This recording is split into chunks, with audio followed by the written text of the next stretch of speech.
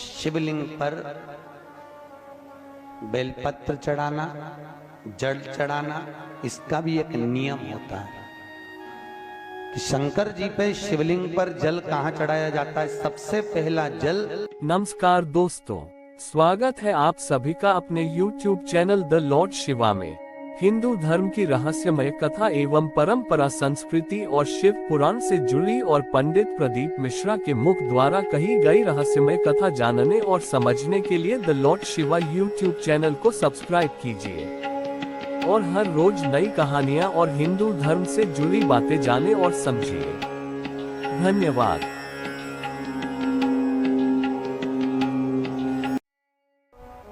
शिवलिंग पर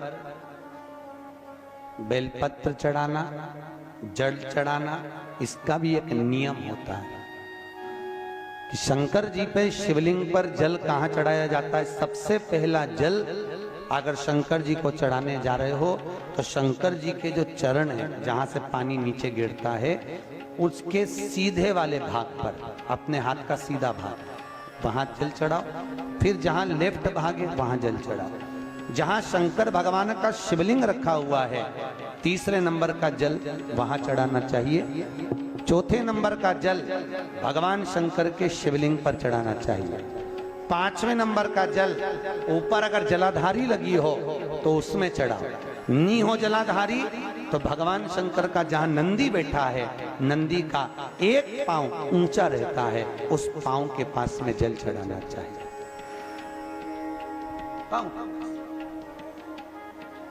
जल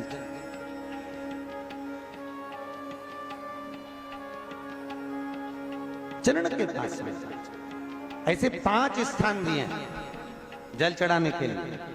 शिव जी का स्नान कितनी चीजों से होता है? 5 चीजों से। पंचामृत, दूध, बोलते जाओ, दही, फिर घी, शहद, फिर शक्कर।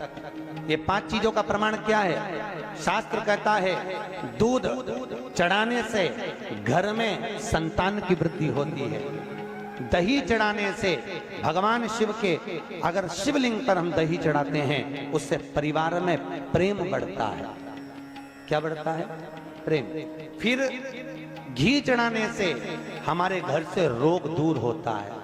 शहद चढ़ाने से, भगवान शंकर पर जो शहद चढ़ाया जाता है, वो चढ़ाने से घर में संपदा की वृद्धि होती है। और 5वें नंबर पर भगवान को शक्कर, खांड जो आप जानते होंगे, शक्कर आदि पिसी हुई चढ़ा देने से, शिव जी को चढ़ाने से हमारे घर के बच्चे जिद्दी नहीं होते। क्यों कहते हैं?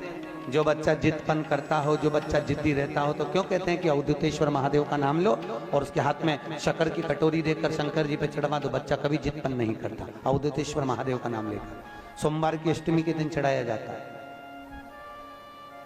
सोमवार की अष्टमी को अवधूतेश्वर का नाम लेकर।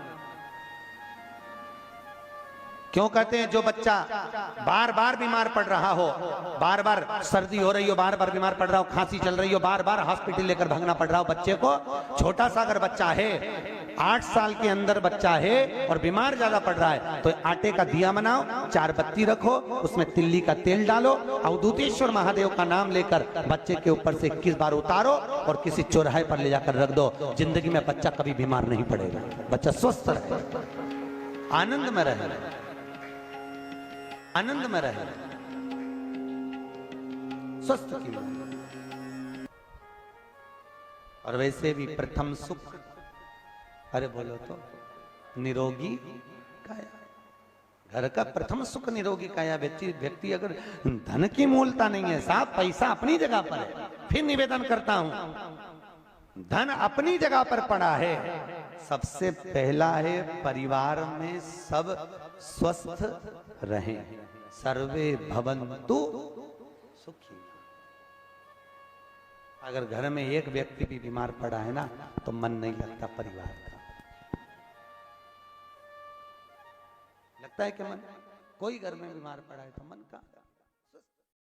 आपको आज की यह कथा पसंद आई हो तो हमारे YouTube चैनल को सब्सक्राइब अवश्य कीजिए और बाजू में दिए गए बेल आइकॉन को अवश्य क्लिक कीजिए और कमेंट कीजिए। ओम नमः शिवाय। धन्यवाद।